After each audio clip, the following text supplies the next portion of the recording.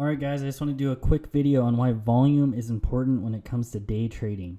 So on this episode, we're going to be looking at just one of the stocks that was a hot stock of the day and had a huge run up pre-market, a sell off, and then another blowout period at the end of the day.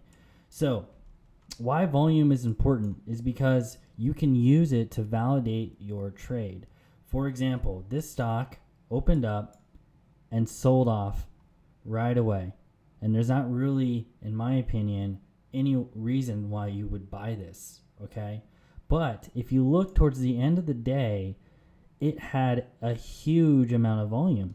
And you don't really know this is ever going to happen, right? So people who have bought here and hope for this, they got lucky, in my opinion, and good for them. But most of the time, you're going to be looking at it right here. And is there a trade? Is there another trade? And so what you should do is you should look for a technical break that has volume behind it. So right away, you would be following this. You'd be like, gosh darn it, if I only knew I could buy here. But it's fine. You're never going to get the bottoms. But you know what? You should try to get some of the ride. So right here, right, there's an obvious trend. You got a high, you got a lower high, then a breakdown, right?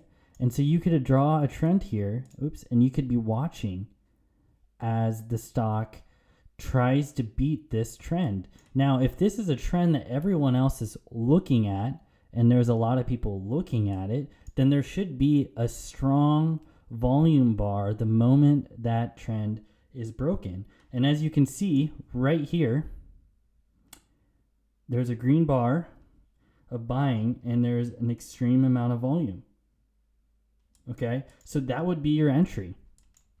Don't try to guess when this is going to happen. Just recognize that there's probably going to be a pullback, and if there's another leg up, that's when you should attack. And you can attack the leg up when there's a technical break of a trend followed by volume.